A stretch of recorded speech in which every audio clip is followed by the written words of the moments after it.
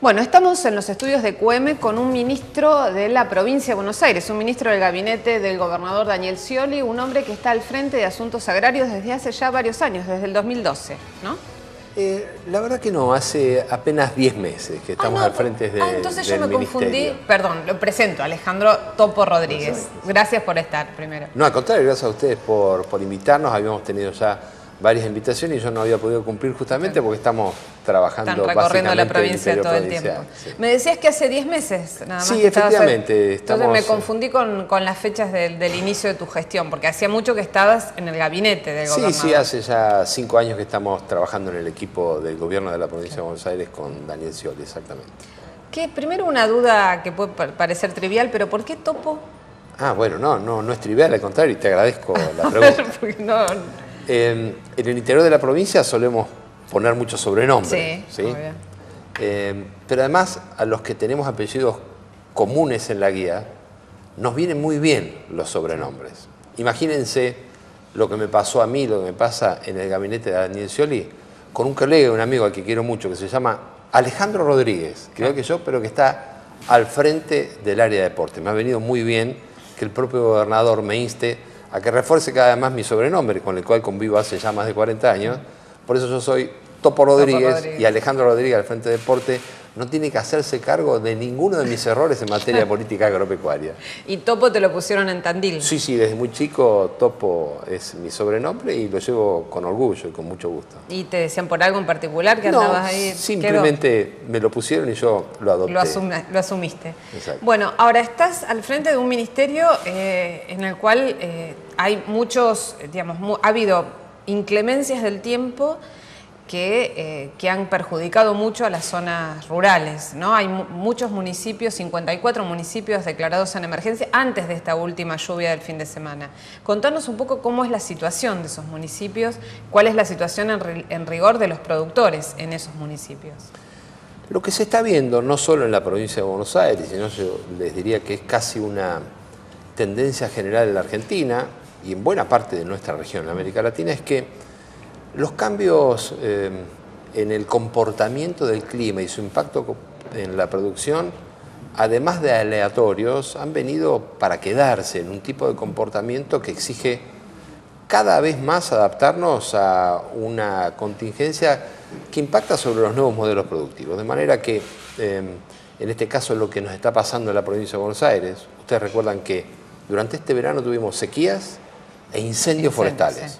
Y tuvimos un invierno y un principio de primavera realmente muy complicado con el excesivo registro de lluvias. Digo excesivo comparado con el registro promedio de los últimos 20 años. Vos decías bien, antes de esta última situación de exceso de lluvias teníamos 54 municipios en emergencia, hoy ya son casi 70 municipios.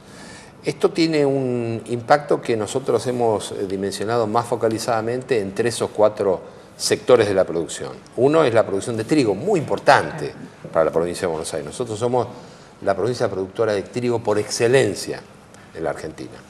Luego, en un segmento que es muy importante para nosotros cuidar, que son los pequeños productores tamberos.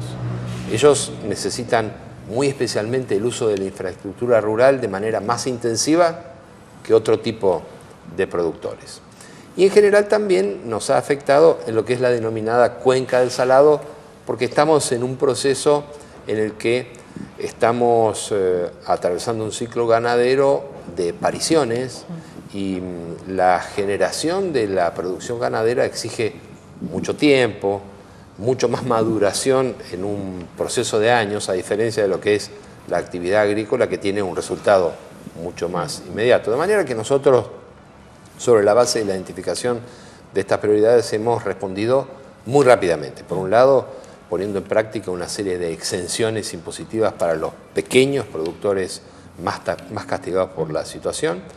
La otra es poner rápidamente en funcionamiento una asistencia crediticia muy dirigida especialmente a los pequeños productores inundados, con monto de hasta 100.000 pesos del Banco de la Provincia de Buenos Aires a una tasa de interés que está siendo subsidiada por el gobierno de la provincia. Hoy está un poco menos del 12%, 11.89%, para que ese productor afectado pueda recomponer su pequeño capital de trabajo, forraje, la compra de algún insumo que le permita salir de esa situación. Ahora, nosotros tenemos una obsesión frente a esta situación y a toda en general, que es cuidar la producción. Y en todo caso, cuando la producción, en este caso por cuestiones climáticas, se resiente, asistir lo más rápidamente posible a la recomposición del sistema productivo. Esa es un poco nuestra prioridad. Te propongo una cosa, porque hay varios temas que abriste a partir de esa explicación. Claro. Pero antes, yo hacía hincapié en que, bueno, 54 distritos en emergencia, ahora me decís, se sumaron casi 70 con las inundaciones y las lluvias del último fin de semana. Te propongo ver un informe sobre lo que se debatió estas semanas que involucra a la provincia de Buenos Aires, a los candidatos, precandidatos presidenciales, en torno a la disputa de las inundaciones, qué las provocó o qué las agudizó. Y después seguimos hablando sobre estos temas que estuviste planteando. ¿Cómo no? Por y supuesto. El informe sobre, por supuesto. Claro, por supuesto. Lo vemos.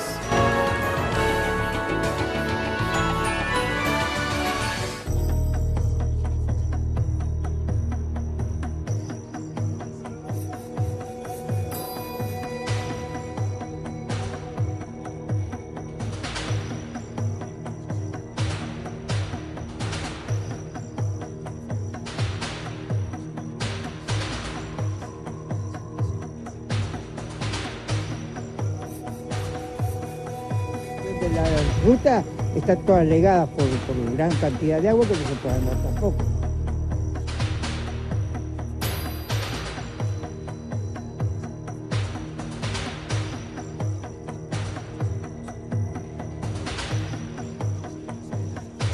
Hay algunos que no pueden porque mintieron tanto y prometieron tanto y no cumplieron, que no pueden caminar digamos, por estos barrios, por estos lugares. Estamos atentos en ir a socorrer a quien más lo necesita, hasta buscar la normalización y la vuelta a casa. Lamentablemente, para algunos, siempre que buscan hacer política de cualquier manera o aprovechar el dolor, aprovechar circunstancias como esta, bueno, yo lo lamento que tengan esta actitud mezquina, una actitud que realmente yo creo que el conjunto de la comunidad ante un hecho así es que tenemos que ser solidarios y tender la mano. Debemos destacar que existen 19 partidos afectados. Por lo tanto, si consideramos los 19 partidos afectados que se identifican los evacuados correspondientes, esto impactaría en 5.203 personas, entre evacuados y autoevacuados. Decirle que en Valentín Alsina, que están con el agua hasta las rodillas, no hay barrios cerrados. En La Ferrer o en Virrey del Pino, que están con el agua, en algún caso hasta la cintura, no hay barrios cerrados. No hay barrios cerrados en Azul, no hay barrios cerrados en Pringles. Y sin embargo hay inundación, de manera tal que me parece que eso es buscar culpables y no soluciones, y lo que tenemos es que buscar soluciones. Y por otro lado, recordar que la normativa provincial lo que establece es que cada urbanización especial la firma por decreto el gobierno de la provincia. En algunos de los casos donde justamente se producen este tipo de anegamientos tiene que ver con la permisividad que hubo por parte de muchos municipios, caso Tigre, caso San Fernando, caso Pilar, para la construcción de barrios cerrados. ¿Eso será un punto a revisar en el futuro?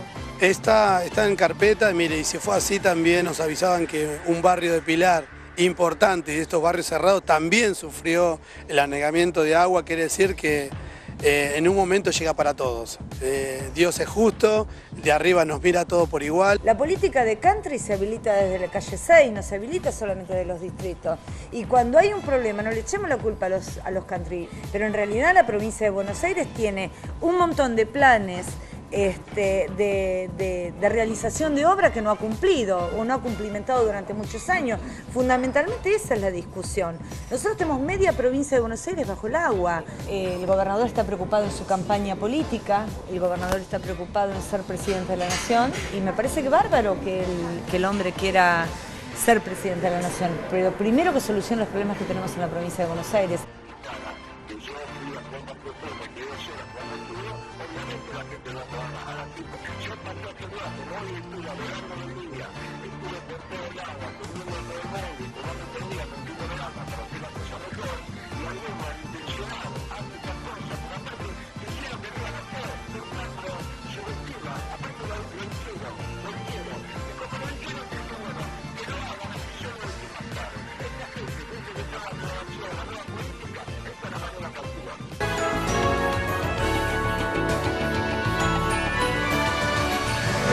Bueno, varios temas surgen a partir del informe de estas últimas imágenes de lo que sucedió el fin de semana con las inundaciones en la provincia.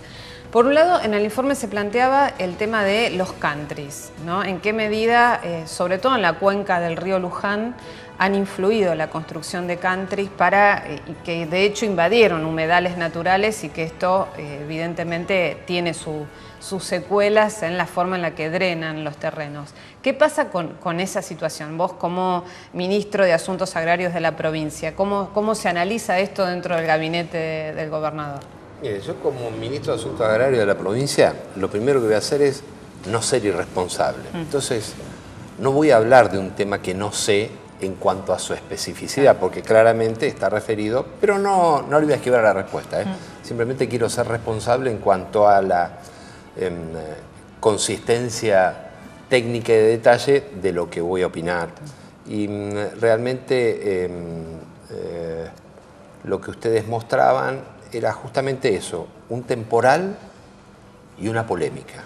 Para mí la polémica está cerrada y la situación en la provincia de Buenos Aires, en el interior de la provincia de Buenos Aires, no es de un temporal, es de un año que viene teniendo un régimen de precipitaciones muy por encima del promedio. Yo hace aproximadamente 3 meses y medio que estoy todas las semanas recorriendo la provincia en situaciones de exceso hídrico de distinta naturaleza.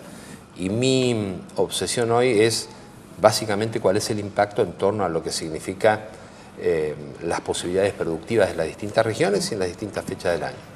Ustedes han visto claramente que ha habido sectores políticos que han intentado generar discordia, competencia, operaciones en torno a lo que es en general una situación desgraciada para la sociedad, para la comunidad, y creo que en estas horas afortunadamente se ha encaminado la situación por el lado de lo que es la racionalidad, en el sentido de que hay algunos sectores políticos que han visto claramente que han estado poco prudentes, desafortunados en querer instalar algún tipo de debate estrictamente electoral en torno a esta cuestión. De modo que nuestra responsabilidad, y en este caso del Ministerio de Asuntos Agrarios, ha venido, yo le diría, inalterable durante todo el proceso en el que la lluvia y el exceso de temperaturas durante el verano nos fue poniendo desafíos en materia productiva.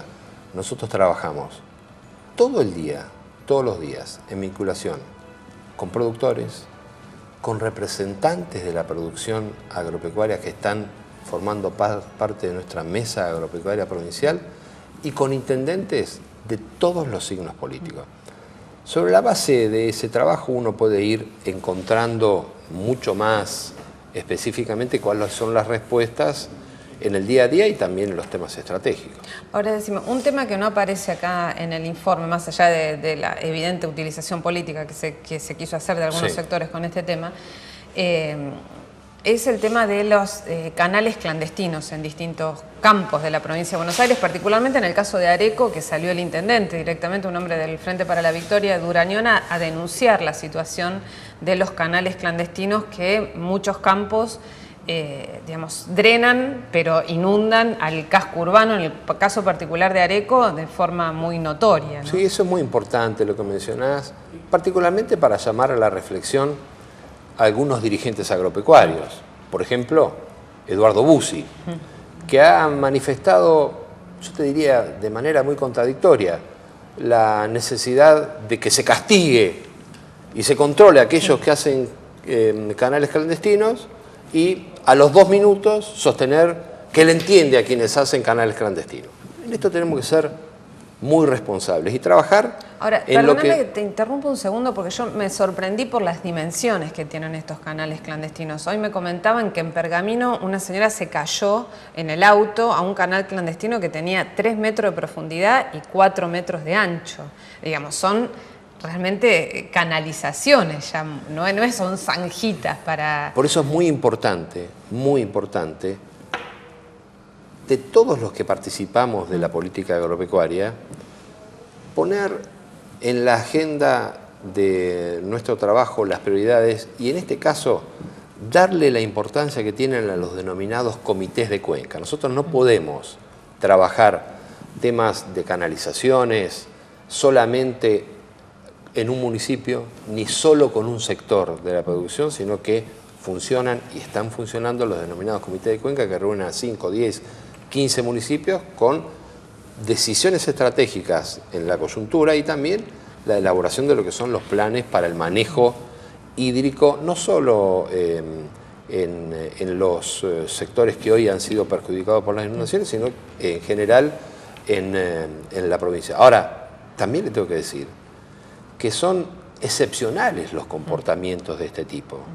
En general, y lo digo con conocimiento del día a día en la provincia de Buenos Aires, yo encuentro un productor agropecuario asociado a un compromiso con producir más, prudente en los planteos, con mucha más inclinación a dialogar y a encontrar soluciones en el trabajo conjunto que a la conflictividad, pero claramente en torno a lo que significan actitudes más bien individuales, yo creo que hay que ir haciendo el esfuerzo para encontrar los ámbitos en donde estas demandas se canalicen. Claro, porque escuchábamos ayer también declaraciones de autoridades de hidráulica de la provincia que decían que se han tapado muchos de estos canales clandestinos, pero que hay campos en los cuales no los dejan entrar si no es con orden judicial y aún sabiendo que hay estos canales no pueden actuar. Esas situaciones se suelen dar, yo mismo he recibido en más de una oportunidad de parte de los propios productores agropecuarios la inquietud acerca de si desde nuestro ministerio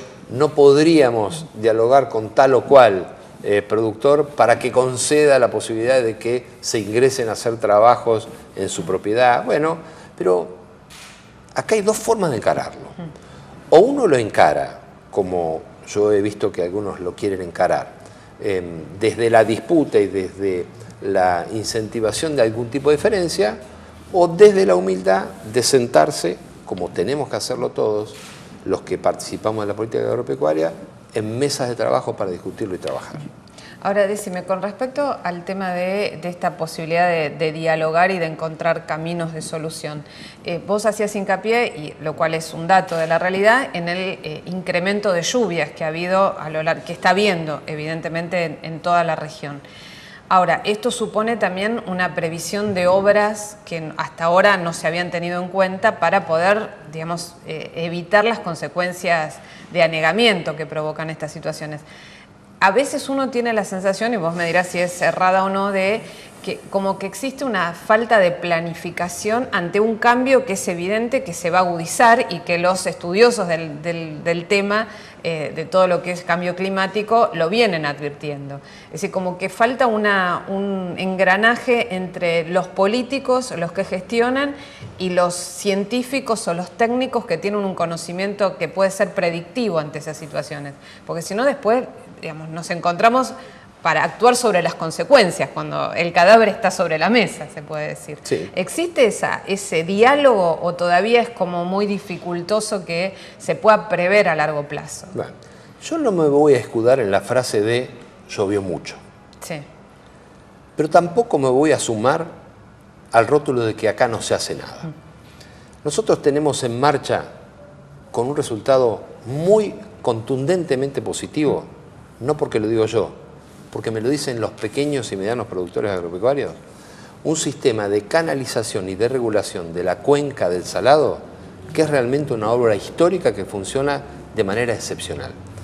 Dado que está funcionando de una manera extraordinariamente positiva, hemos evitado males mayores. Yo sé que uno no puede cometer la imprudencia de decir hubiésemos estado peor. Yo debo tomar nota de que hoy tenemos un problema.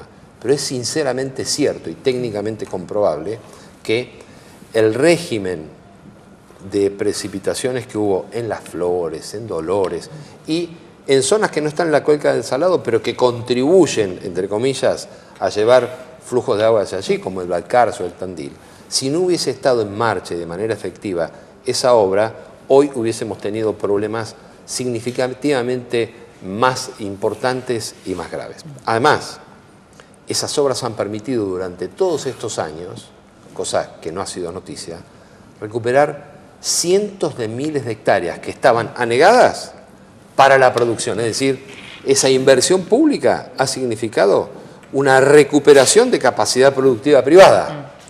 Obviamente yo no estoy criticando que se haga foco en las necesidades que hoy tenemos, pero hay que poner el eje sobre los aspectos en torno a los cuales hemos avanzado y sobre los cuales también es necesario ponderar un equilibrio, una evaluación. Luego hay una multiplicidad de pequeñas obras que tanto Hidráulica de la provincia de Buenos Aires como los municipios vienen haciendo y llevando adelante en las épocas de sequía, en las épocas en las que obviamente el fenómeno no se ve.